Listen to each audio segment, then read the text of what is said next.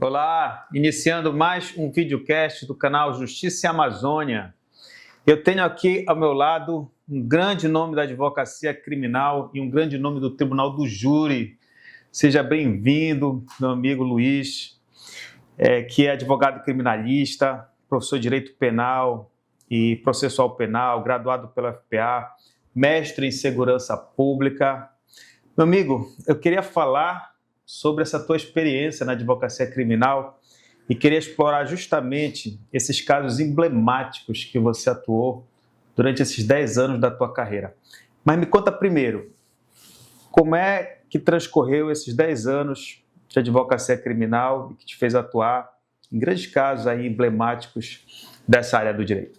Bem, boa tarde a todos que nos acompanham, boa tarde, Sávio Barreto. Inicialmente, gostaria de agradecer pelo convite de estar aqui compartilhando um pouco da nossa experiência nesse bate-papo extremamente informal, mas muito qualificado com um amigo. A advocacia criminal, eu sempre digo, eu não escolhi a advocacia criminal me escolheu.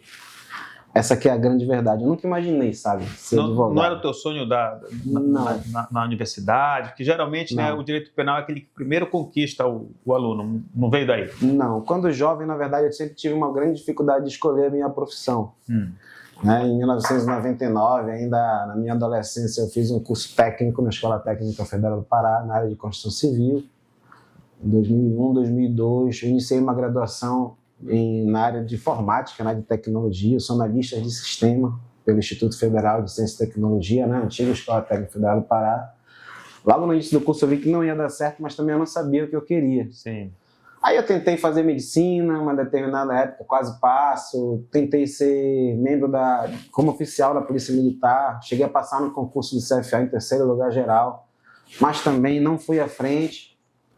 E em 2007 eu passei um grande constrangimento familiar. Tive um familiar meu que teve constrangimento de ser preso, processado, condenado perante o Tribunal do Júri. Sim.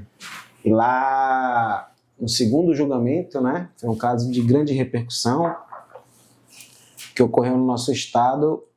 Eu tive a felicidade de me deparar com um grande advogado criminalista na tribuna. Quando eu digo grande, pelas suas qualidades, seus atributos como profissionais, porque na verdade na altura ele é desse tamanhinho. Se ele ficar em pé aqui, ele não passa dessa mesa muita coisa, tu conheces ele. É o Dr. César Ramos da Costa. Já esteve aqui com a gente? Já esteve, Sim. Quando eu vi aquele advogado na tribuna se agigantando, entendeu? Perante todo o sistema, toda a mídia, na defesa do meu ente querido, eu olhei aquilo ali e falei, é isso que eu quero para minha vida. Foi ali que a chave virou. Eu estava com 27 anos de idade, já com a minha filha com 2, 3 anos de vida, já casado, já com uma profissão, empregado. Eu falei, quero ser advogado criminalista do Tribunal do Júri, como ele. Ele sabe disso, que sempre foi a grande inspiração na advocacia criminal, é o César Ramos da Costa. E daí tentei vestibular. Meu grande sonho era estudar na UNAMA, por incrível que pareça, as pessoas não acreditam quando eu falo. Eu queria estudar e fazer direito na UNAMA. Onde você agora é professor, né? Onde agora eu estou na qualidade de professor. Não consegui realizar o sonho como aluno, mas sou professor da casa, com muito orgulho, já há um ano. Não passei no vestibular na Federal de primeira, passei na segunda oportunidade, fiz direito na Federal, conheci grandes professores, tive grandes mestres.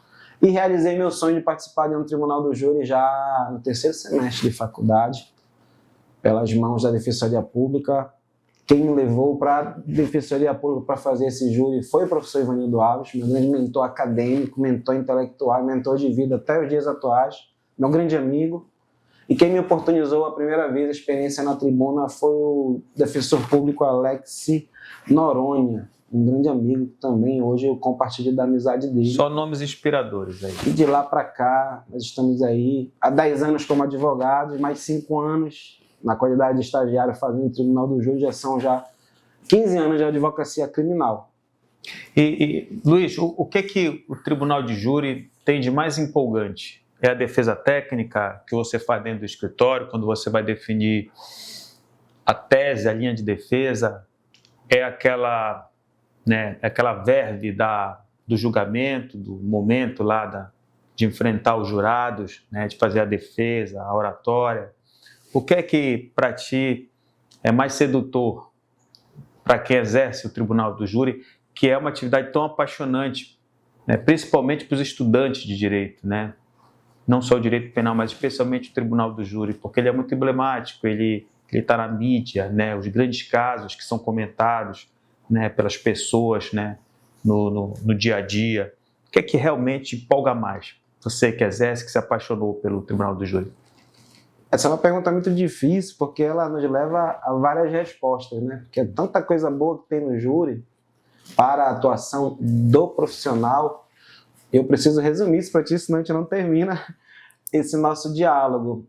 Eu posso te dizer que a tribuna do júri é onde verdadeiramente pulsa o direito penal, onde se materializa o direito penal, é onde você vivencia efetivamente todos os institutos do direito penal em um rito só, porque o tribunal do júri é um rito especial. O tribunal do júri, até pouco tempo, era uma caixa preta onde poucos advogados atuavam. Essa que é a grande verdade, porque a academia ela não nos prepara para o tribunal do júri. E eu tive a felicidade de me deparar com o professor Ivanildo Alves, que é um grande mestre do tribunal do júri, um grande mestre da oratória. Fui seu monitor na universidade, não só nas matérias de direito penal e processo penal, quanto também na disciplina de oratória, do qual ele é precursor no nosso estado, com a oratória forense, o curso e as metodologias inéditas que ele patenteou e repassa até hoje aos seus alunos. E é no tribunal do júri que verdadeiramente o advogado criminalista ele se realiza, sabe? Ele se realiza, porque ele simplesmente recebe os dramas da vida, não só do seu constituinte, na qualidade de acusado, como também dos familiares da vítima, e sozinho, ladeado apenas pelo seu equilíbrio emocional, pelo seu preparo técnico e pela lei, ele enfrenta o Estado acusador. Tira uma dúvida minha. Numa defesa do tribunal do júri, né, num grande caso, um caso muito polêmico, muito difícil em relação às provas existentes, que haja muita dúvida sobre o que aconteceu, o que pesa mais? Emoção ou direito? Ou os dois têm o mesmo peso? Se você, uma defesa, você, quando vai preparar a sua defesa, vou subir na tribuna, você se prepara para transmitir aquela linha de defesa, os seus argumentos, mais pela emoção, ou é melhor você esconder a emoção e mais na informação técnica, ou as duas coisas, ou depende de cada caso? Sem querer ser o dono da razão, porque não existe uma receita do bolo para se atuar no tribunal do júri, eu vejo como um conjunto, realmente, viu, Saulo? É um conjunto. Eu não posso falar de tribunal do júri sem falar em emoção, sem sentimentos. Por quê? Porque diferente do juízo singular, você tem na qualidade de defensor a responsabilidade de, ao menos, com a sua oratória, com o seu poder de persuasão, com o seu preparo técnico, ao menos convencer 4 pessoas dos 7 jurados que você nunca viu na vida, sabe? Você nunca viu na vida aquelas 4 pessoas que você precisa convencer. Tem que estudar o perfil psicológico de cada um. Tudo. Você precisa conhecer quem são os jurados, para quem você vai falar, para ver a forma que você vai falar. Para definir a forma que você vai falar.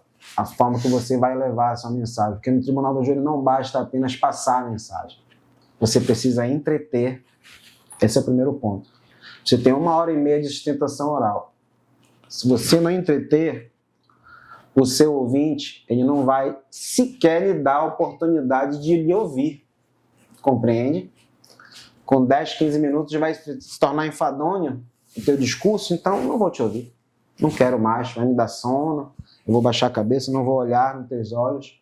Então primeiro você tem que pelo menos entreter. Quando você conseguir entreter o seu ouvinte, você vai passar a informação de uma forma que efetivamente ele entenda. Então, por isso que você precisa saber quem é o seu ouvinte. entendeu? Preciso aplicar um pouco mais de uma linguagem técnica, preciso falar de forma mais objetiva, vai depender de com quem você está falando, compreendeu? E no final de tudo, você precisa persuadir, você precisa convencer. E como que convence 4 pessoas dos seus argumentos, pessoas que não lhe conhecem, que nunca nem lhe viram, sendo que você já está sendo julgado antes do tribunal do júri, pelas redes sociais, pela grande mídia. O advogado ele é julgado junto com o seu cliente. Compreende? Então, tem que ter emoção? Tem que ter emoção. Tem que ter preparo técnico? Lógico. O direito ele está se materializando ali, você tem que saber adequar os fatos da causa na sua versão defensiva, de acordo com a prova dos autos, mas, é claro, pautado na lei, fonte imediata do direito, pautado na jurisprudência, na doutrina, e não pode ser qualquer doutrina, você precisa beber de uma fonte de doutrina cristalina, né? Atualizada, límpida, e, acima de tudo, você precisa ter conhecimento da vida, do cotidiano, da sociedade. Você faz no Tribunal do Júri em Belém do Pará é uma coisa, se você faz um júri no Rio Grande do Sul, são outros costumes, é outro país praticamente. Você faz no Tribunal do Júri no Nordeste, em São Paulo, no Rio de Janeiro. Então você precisa ler e ler muito, não só o direito, como também literaturas, realidade local, se entreter do mais rico conhecimento possível e se preparar muito. Muito mesmo. Dá o seu melhor, porque realmente não existe uma receita do bolo e você nunca sabe o que vem do conselho de sentença. Olha que eu vou te dizer uma coisa, a última vez que eu contei quantos júris eu fiz, o último que eu contei era em 60 a 70 júris, depois perdi a conta, mas eu acho que eu não cheguei a 100 júris não. E eu te confesso, após o julgamento... A maior parte pelo réu. Sim, eu fiz 2 júris só como assistente de acusação. A maior parte sempre pela defesa. Todos os júris eu procuro conversar com os jurados no final. Né? Acabou, dissolveu o conselho de sentença, eu procuro conversar para pelo menos entender cada vez mais como é que os jurados nos veem na nossa atuação, sem querer, é claro, saber por que ele julgou, qual foi, o que ele fez. Mas saber um pouquinho, né, das expectativas como ele viu a nossa atuação.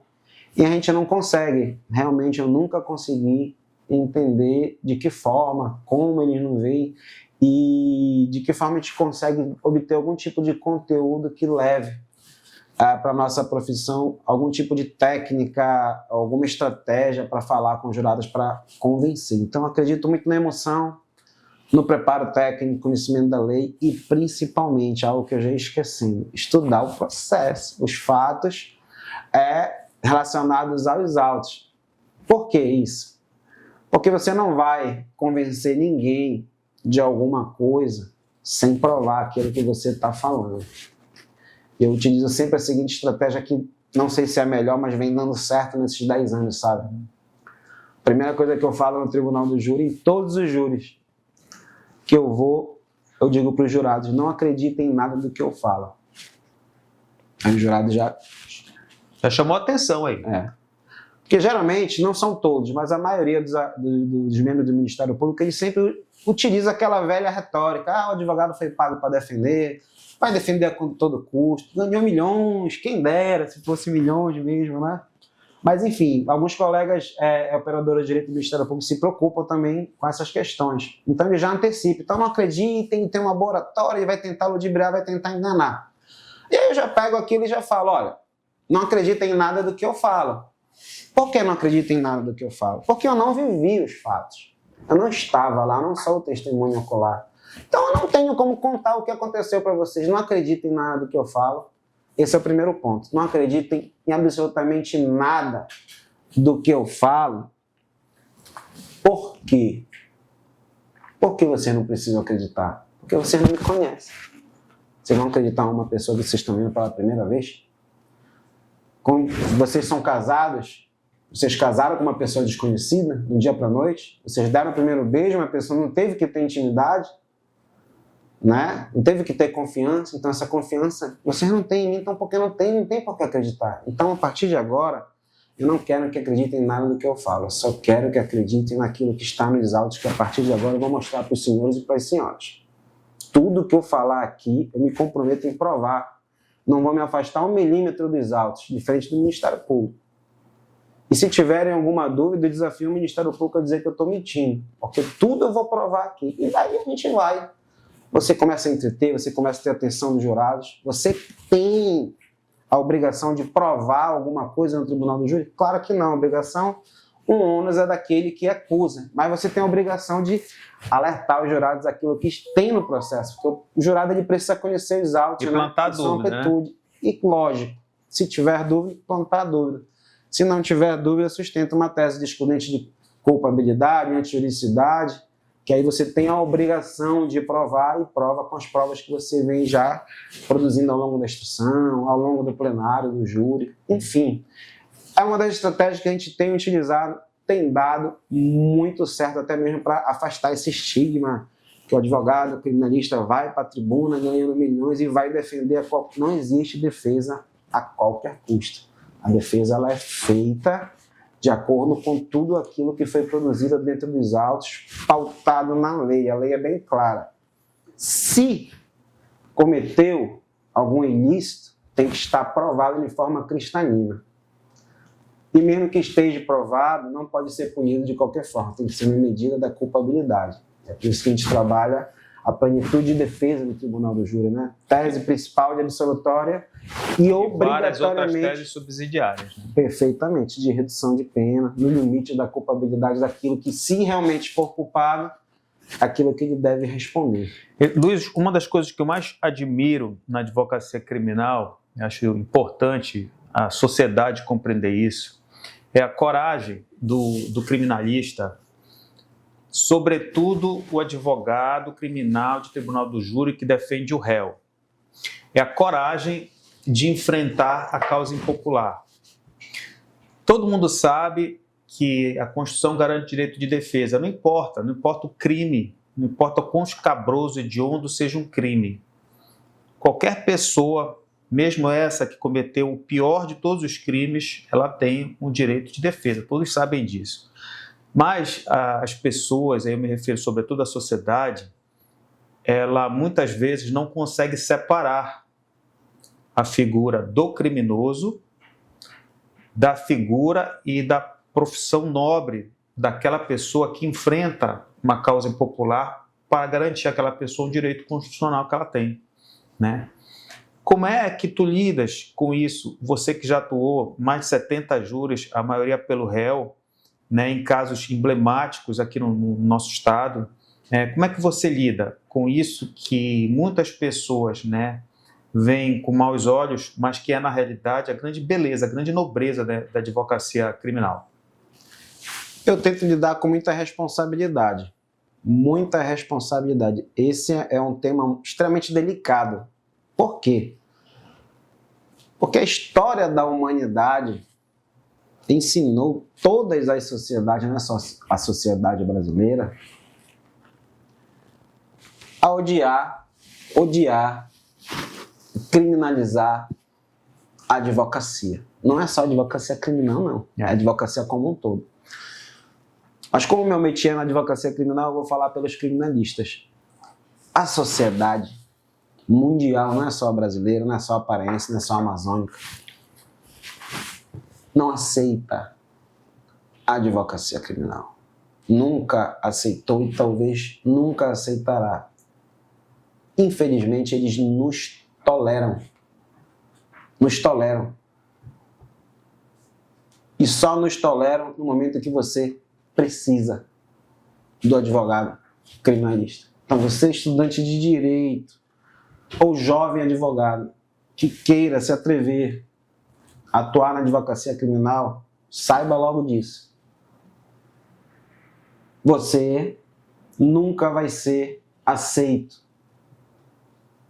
A sua profissão nunca vai ser aceita, vai ser tolerada apenas. Vai ser tolerada apenas por aqueles que um dia vão bater na sua porta e vão precisar dos seus serviços. Então, com base nisso, eu não me preocupo. Só tenho responsabilidade em passar a informação de forma correta para aqueles que me procuram, porque como nós estamos lidando com os crimes dolosos contra a vida, sempre o advogado criminalista ele vai estar sendo colocado em exposição para a grande mídia. E hoje, com as redes sociais, isso se massificou. A responsabilidade de não criar expectativas. Muita responsabilidade na relação com a sociedade, muita responsabilidade na relação com o cliente, muita responsabilidade com a família do cliente e, principalmente, sabe, com a família da vítima, que está chorando, na maioria das vezes, a dor da perda de um ente querida. Só... Saber que tem uma linha aí que não deve ser cruzada, né? Perfeitamente. Muita responsabilidade mesmo, também na relação com as autoridades públicas, com o judiciário. Quando você se esforça pelo menos, para se portar como um profissional do direito, eu penso que você consegue. Você consegue lidar com essas diferenças que, infelizmente, são impostas na nossa profissão.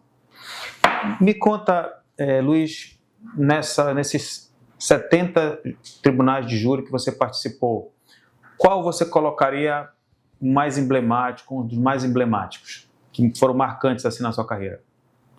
Olha, não tenho como mensurar apenas um, né? Seriam vários, mas na minha memória eu posso te falar do caso até lembrei disso hoje, do esquartejamento do Motel Colonial, onde fui convidado pelo Dr. César Ramos para atuar na qualidade de advogado. Foi meu segundo júri. Recebi minha carteira em 30 de outubro de 2014. Em janeiro de 2015 participei desse julgamento de grande repercussão no município de Ananindeua. Você enfrentou o tribunal de júri com um ano de carteira de OAB? Ali? Não, com alguns meses. Na verdade, eu já vinha fazendo a qualidade de estagiário com o Dr. Alex Noronha e vários advogados que estavam sempre me convidando para atuar no tribunal do júri, fazendo sustentação oral mesmo, né, na qualidade de estagiário. Sempre, em todos os julgamentos. Mas esse julgamento em específico, eu estava extremamente nervoso porque era meu primeiro júri com aquele que me inspirou a ser advogado criminalista. Como você contou que... Isso. Com o próprio César. E o júri era... Estava dando apoio ao César, junto no... Perfeitamente. Estava eu, ele, doutor Henrique Salma. Henrique Salma, que é professor também, nosso colega da UNAMA. E doutora... Oh, meu Deus, tinha uma colega nossa, depois eu lembro o nome dela. E esse foi um júri extremamente marcante na minha carreira, por quê? Vou te dizer agora. O doutor César me deu a incumbência de preparar os jurados para a tese jurídica que ele ia sustentar, compreende? Então eu tinha que o quê? Fazer aquele discurso de introdução e falar sobre os fatos em 30 minutos. Só que o que acontece? Estavam dividindo o tempo. Dividindo o tempo, isso. E o que acontece? Era um caso de altíssima repercussão que toda a mídia escrita, falada, televisionada estava presente, com links ao vivo em todos os telejornais, não só de Belém, como do Brasil inteiro, cobrindo, entendeu? E foi muito difícil para mim, por quê? E muito emblemático. O plenário estava lotado, toda a mídia em cima, e naquele exato momento em que o juiz falou com a palavra a defesa, todas as atenções se voltaram para o Luiz Araújo. Todo mundo ficou só o Luiz ali. Todos os flashes da câmera, você viu o barulho das câmeras fotográficas e também dos links ao vivo, todos voltados para você. E naquele momento... A primeira fala era sua. Era minha. E todos eram promotor, assistente de acusação, tudo, estava todo mundo lá. E aquilo tudo se voltou para mim e eu te juro por tudo que é mais sagrado. Tudo que eu pedi a Deus naquele momento era para faltar energia naquele plenário. Acontecer alguma coisa para aquele julgamento não dar prosseguimento. Porque eu vou te dizer, irmão, os momentos iniciais de qualquer discurso no tribunal do júri 4 vezes de OAB... São terríveis. Aí tu me pergunta, depois de 10 anos isso continua acontecendo? Acontece do mesmo jeito. É a adrenalina, né, que sobe na... Tens medo? Muito. Ficas nervoso? Demais. Dá tremedeira? Sim. Então como é que tu consegue fazer, Luiz Araújo? Prepara, sabe? Prepara. tudo aquilo que É a segurança que você constrói com estudo Isso. prévio. Eu não vou para nenhuma sustentação oral sem antes construir o meu discurso, pelo menos uma minuta, uma base daquilo que eu vou falar, sem antes treinar aquilo exaustivamente, no mínimo 30 vezes, no dia anterior. Nas semanas que antecedem o júri, eu treino exaustivamente mais ainda. Eu não vou para o tribunal do júri nenhuma audiência sem ler reiteradamente, ponta a ponta do processo. Tribunal de júri não é lugar de improviso. Não dá, porque você expõe ali a sua jugular, não só para os seus pares, mas para o grande público, para a mídia, para o mundo. Um erro é fatal para o seu cliente, é fatal para a sua carreira, então a gente tem que se esforçar ao máximo. Então, o que nos dá segurança, falo por mim, que essa é a sugestão que eu dou para todos os colegas que estão iniciando ou que querem iniciar na carreira. Estudem exaustivamente, se preparem exaustivamente. Na pior das hipóteses, você precisa pelo menos receber do seu cliente o elogio. Obrigado, eu tive uma defesa digna. Graças ao bom Deus, sabe? Graças ao bom Deus, nesses 10 anos de profissão, todos os meus clientes gostaram do trabalho que eu fiz. Conseguiste a absolvição de todos? Claro que não. Tivemos muitas condenações, muitos percalços na nossa atividade, mas graças a Deus, até mesmo na condenação, o cliente virou para mim e falou: eu me senti representado. Foi uma defesa digna. É o mínimo que a gente precisa entregar. A confiança é muito grande, né? Já pensou? O ser humano deposita a vida dele nas tuas mãos. Tu vais falar por mim. Tu vais me defender. Isso é uma responsabilidade enorme. E a gente tem que assumir essa responsabilidade, é claro, da melhor forma possível, como um profissional, como um operador de direito. É isso que a gente tenta durante esses 10 anos e, graças a Deus, vem dando certo. Luiz Araújo, belíssimo depoimento. Quero te agradecer imensamente a oportunidade de compartilhar essa tua experiência com o nosso canal Justiça e Amazônia. A gente falou de um caso só, sei que teria mais 69 aí para a gente falar, mas a gente vai ter muitas outras oportunidades, tá? Obrigado mais uma vez, sucesso na tua carreira. Eu espero que esse teu nome aí cresça cada vez mais dentro da advocacia criminal e que a sociedade possa, na medida do possível, compreender a importância e a nobreza de uma atividade como essa. Ela não compreende quando ela não está no banco dos réus, mas o banco dos réus é um local que todos podem estar um dia, como culpados ou como inocentes, né? E daí a importância de pessoas como você, né? E em seu nome, o meu elogio a todos aqueles que atuam na advocacia criminal e meu agradecimento por participares aqui do nosso programa. Eu que agradeço, é uma oportunidade incrível. É muito difícil ter a oportunidade de falar sobre o Tribunal do Júri, sobre a nossa profissão e um espaço como o seu, com um público qualificado, que eu tenho certeza que você tem, pela pessoa que você é, pelo profissional que és. Também tenho certeza que esse bate-papo, esse diálogo vai se proliferar e vai levar conhecimento, né? Não só aos colegas operadores de direito, como também a toda a sociedade civil que precisa abrir seus olhos, seus ouvidos e as suas mentes para um tema tão relevante, polêmico sim, mas tão relevante e necessário, principalmente aos mais jovens, né? Que estão cada vez mais aguçados pela curiosidade e acessando cada vez mais informações como as que foram produzidas aqui hoje. Então agradeço pelo espaço e parabenizo pela iniciativa. Obrigado, amigo. Encerrando mais um programa do canal Justiça e Amazônia. Meu agradecimento aqui à dupla comunicação nas pessoas do meu amigo Giovanni e Raquel. Até a próxima.